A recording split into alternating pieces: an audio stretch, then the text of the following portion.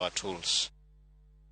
Migao mar thieth koni Luoro nitie mar medruok ne tuoche kare tuoche ma ikelo nikech pi ma ochido nyate kinde ma jolony kore weche mag lokruok chal kor lwasi osekoni piny Kenya dhi bedo kod koth mar El Nino.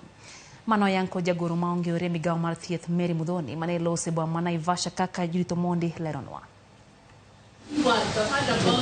E kinde tiegruok mag jolony weche thieth e boma ma Naivasha, jagoro ma ongirore migao mar thieth Mary Mudhoni ne okoni Luoro nitie medruok mag tuoche ma ikelo kod pi ma ochido kaka nyaldiema e kinde mamoko e kinde El Nino ma jolony osekoni biro e pachoka e kinde chak dwe mar 10 nyaka 12. We have El Nino coming right now.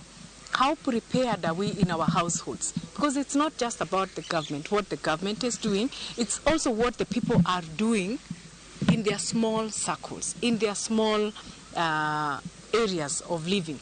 Therefore, we need to look out for those things that need to reduce the diseases that make us go to hospital more often. Mudhoni okoni kaka piny owacho gisechako timo ikruok ma otelo ne koth maduong' mar El Nino, mak mana ni jopiny be nyaka tim makor ka korgi mondo mi gires ngima ji ma kamoro nyalo yudo midhiero mag tuoche nikech pi ma ochido kaachiel kod pi ma bende nyalo darogi. Where we are detecting that there's going to be water logging, we clear it. If it is an issue of infrastructure, they are rectified right now, ensuring that the masses who live on areas where there's likely to be a lot of water logging, they move to higher grounds. Remember, we have already done polio vaccination, cholera vaccination, which the campaigns that we have been doing, and this has gone with sensitization on how to also prevent some of the waterborne diseases that are likely to come with El Nino.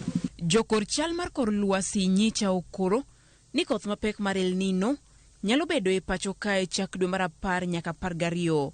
Counties ma opogore osebedo katimo ikruok ma otelo ne kodhno. Judith Omondi, Ramogi TV.